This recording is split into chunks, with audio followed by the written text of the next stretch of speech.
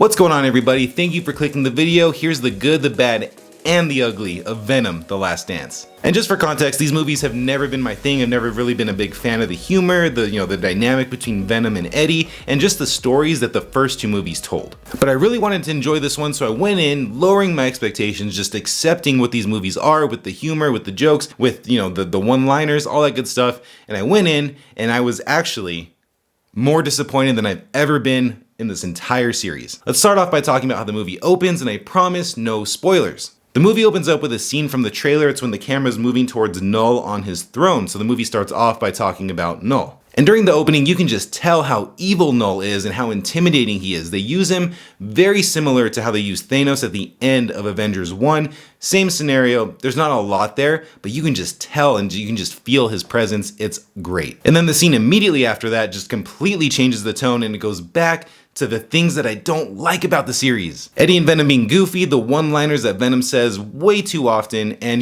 once again, if you like that stuff, if that worked for you in the last two movies, you are going to love this one. And then in that same opening with Eddie and Venom, they retcon this massive story thread that they were leading up to.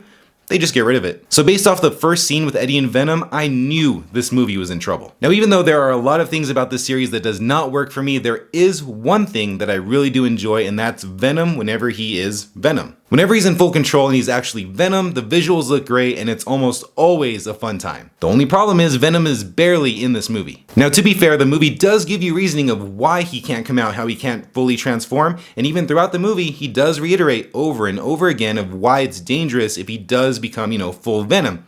But then he becomes Venom in the most pointless, cringy scene in the entire movie. So the movie breaks the rules that it set up initially for the dumbest reason possible. But the biggest complaint that I had about the movie was the story. The entire middle of the movie, pointless. It was just wasted characters, wasted script the entire time. So there are a few subplots in the movie that aren't just focusing on Eddie and Venom. There is a family that's road tripping. There are these scientists that are trying to catch Eddie and Venom. And the movie takes so much time away from Eddie and Venom and focuses on the family, on the scientist. And it just makes the pacing awful, because the characters that are the road trippers and the scientists, kind of boring. And by laying your story out that way, just kills the pacing. And honestly, all three storylines, even Eddie and Venom, didn't have much to work with. Now, looking at the Venom series as a whole, it felt like Tom Hardy initially signed on for 3 movies. He did the first 2. He did not want to come back for this one, but Sony's like, you know what? You're not coming back. Let's just, end the Venom and Eddie storyline. Just give us one more. And I really do feel like that's the reason that we got a movie that was just so hollow. But I will say that the last act of the movie, tons of explosions, tons of cool action, that's what I wanted.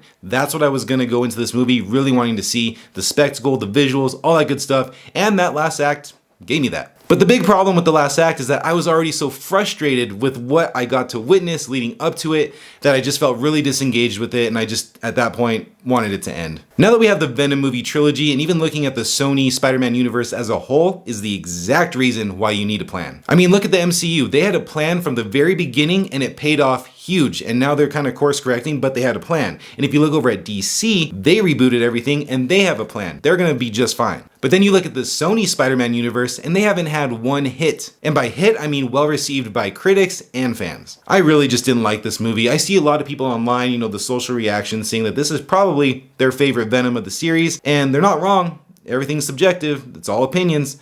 I just don't see how. The movie is just a mess. It tries so hard to be funny, it's hollow, and it exists for the only reason of ending Eddie and Brock's story and introducing Null, who I can't wait to see more of. I feel like they used Null perfectly in this. They set him up for the future, but I don't know if they're gonna use him to the full potential. Based on what Sony's given us so far, I don't have much confidence. So it got me thinking, and let me know what you think about this down in the comments. What if Venom, whenever he returns Spider-Man 5, 6, 7, 8, or another Venom series, whatever it may be, what if Venom was a horror movie? I just think something's there with horror, Venom. I think that they would mix really well together in a movie.